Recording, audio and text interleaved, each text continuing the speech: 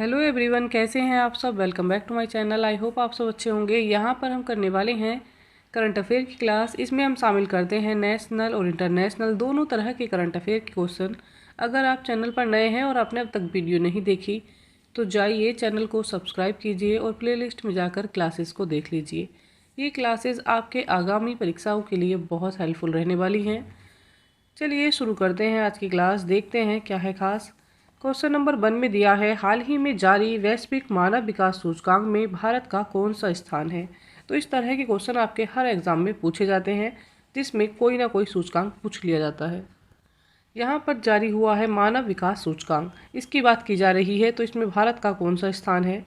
Right answer option number D हो जाएगा 134। भारत की जो रैंक है वो 134 नंबर की है। भारत मानव विकास जारी सूचकांक में 134वें स्थान पर रहा है। चलिए जान लेते हैं इसको विस्तार से। मानव विकास पर संयुक्त राष्ट्र विकास कार्यक्रम यूएनडीपी की नवीनतम रिपोर्ट के अनुसार वैश्विक मानव विकास सूचकांक में भारत का स्थान 134वां है। तो इसमें कौन सा स्थान है भारत का। 134वां स्थान है, ये आपको ध्यान रखना है। भारत के पड़ोसी देश चीन, श्रीलंका का मानव विकास श्रेणी में 75वां और 78वां स्थान है। भारत को मध्यम मानव विकास के अंतर्गत वर्गीकृत किया गया है। भूटान 125वें और बांग्लादेश 129वें देश पर रहा है। तो यहाँ पर हमने जान लिए भारत के आसपास के जो देश हैं उनकी रैंक क्या है। भूटान की 125 है, बांग्लादेश की 129 है और साथ ही चीन और श्रीलंका की रैंक जो है वो 75 और 78 है। यहाँ पर राइट आंसर क्या हो जाएगा, आपको याद रखनी है भारत की, और पूछ ली जाती है आसपास के देशों की। तो भारत की जो रैंक है वो 134 भी है। चलिए देख लेते हैं क्वेश्चन नंबर 2। क्वेश्चन नंबर 2 में दिया है, हाल ही में चर्चित डेमोक्रेसी रिपोर्ट 2024 निम्नलिखित में से किसके द्वारा जारी की गई। तो जो डेमोक्रेसी रिपोर्ट है वो कौन जारी करता है। यहाँ पर राइट आंसर क्या हो जाएगा, ऑप्शन नंबर जो डी है ये करेक्ट हो जाएगा। हाल ही में चर्चित डेमोक्रेसी रिपोर्ट जो है ये बी-डैम संस्थान के द्वारा जारी की गई है। बी-डैम संस्थान इस रिपोर्ट को जारी करता है।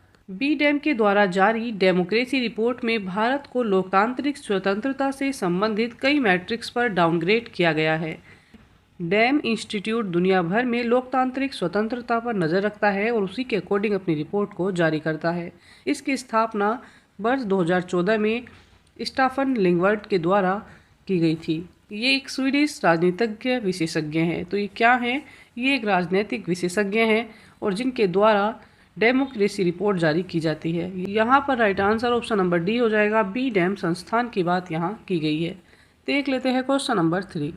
क्वेश्चन नंबर 3 में दिया है, महिलाओं को आत्मनिर्भर बनाने के उद्देश्य से ग्रामीण विकास मंत्रालय ने किसके साथ समझौते पर हस्ताक्षर किए हैं। किसके साथ समझौते पर हस्ताक्षर किए गए हैं जिससे कि महिलाएं आत्मनिर्भर बन सकें। यहाँ पर right answer option number A हो जाएगा, जेपाल। हाल ही में जेपाल के साथ एक समझौते पर हस्ताक्षर किए गए हैं जिसका उद्देश्य महिलाओं को आत्मनिर्भर बनाना है। अब जान लेते हैं क्या है ये जेपाल।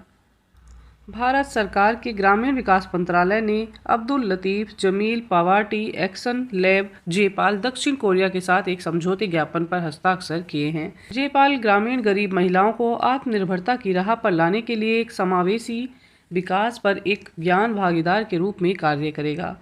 ये क्या है, ये एक तरह की पावर्टी एक्शन लैब है जो महिलाओं को आत्मनिर्भर बनाने में उनकी मदद करेगी।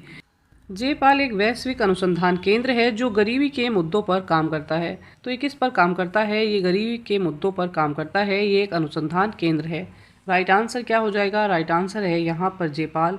चलिए देख लेते हैं question number next. Question number 4 में दिया है, भारत में फिनटेक इकोसिस्टम को मजबूत करने के लिए भारत सरकार ने किसके साथ ऋण समझौते पर हस्ताक्षर किए हैं। तो भारत सरकार ने किसके साथ एक ऋण समझौते पर हस्ताक्षर किए हैं। Right answer option number B हो जाएगा, एडीबी। एडीबी बैंक के साथ एक ऋण समझौते पर हस्ताक्षर किए गए हैं। जान लेते हैं क्या है ये समझौता। भारत सरकार और एडीबी ने भारत में फिनटेक पारिस्थितिकी तंत्र को मजबूत करने के लिए $23 मिलियन के एक ऋण समझौते पर हस्ताक्षर किए हैं।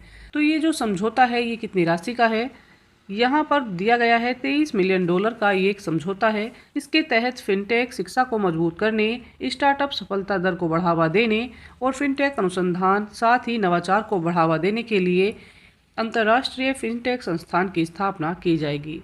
तो क्या होगा, यहाँ पर स्टार्टअप को बढ़ावा दिया जाएगा, साथ ही शिक्षा को मजबूत किया जाएगा, अनुसंधानों को मजबूत किया जाएगा, जिसके लिए फिनटेक संस्थान की स्थापना होगी। और इसमें जो खर्च है वो कितना है, इसका $23 मिलियन का एक समझौता है।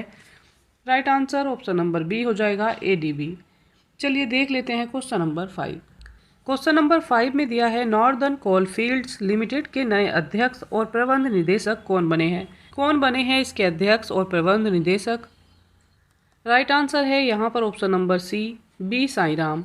हाल ही में नॉर्दर्न कोलफील्ड्स लिमिटेड के नए अध्यक्ष और प्रबंध निदेशक बी साईराम को बनाया गया है। बी साईराम को कोल इंडिया लिमिटेड की सिंगरौली स्थित प्रमुख सहायक company northern coalfields limited NCL का नया अध्यक्ष और प्रबंध निदेशक बनाया गया है।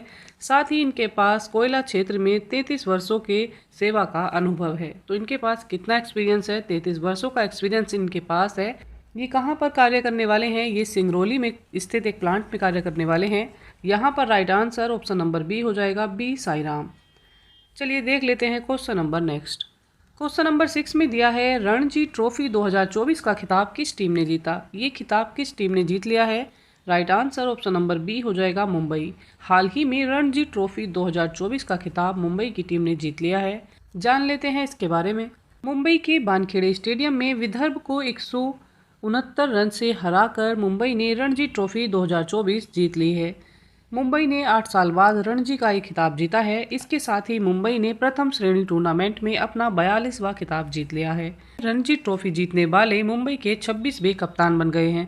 तो ये कौन से कप्तान बने हैं, ये 26वें बने हैं। साथ ही मुंबई ने खिताब कितने साल बाद जीता, ये 8 साल के बाद खिताब जीता गया है। राइट आंसर हो जाएगा यहाँ पर मुंबई। चलिए देखते हैं question number 7।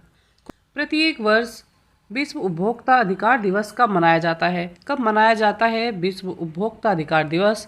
Right answer option number C हो जाएगा, 15 मार्च। 15 मार्च को प्रत्येक वर्ष विश्व उपभोक्ता अधिकार दिवस के रूप में मनाते हैं। जान लेते हैं इस दिवस के बारे में। उपभोक्ता अधिकारों के बारे में अधिक जागरूकता पैदा करने के लिए हर साल 15 मार्च को विश्व उपभोक्ता अधिकार दिवस के रूप में मनाया जाता है। इस दिन लोग उपभोक्ता अधिकारों के बारे में जागरूकता पैदा करने के उपायों पर चर्चा करते हैं। यह राष्ट्रीय उपभोक्ता अधिकार दिवस से अलग होता है। यहाँ पर right answer option number C हो जाएगा, 15 मार्च को विश्व उपभोक्ता अधिकार दिवस के रूप में मनाते हैं।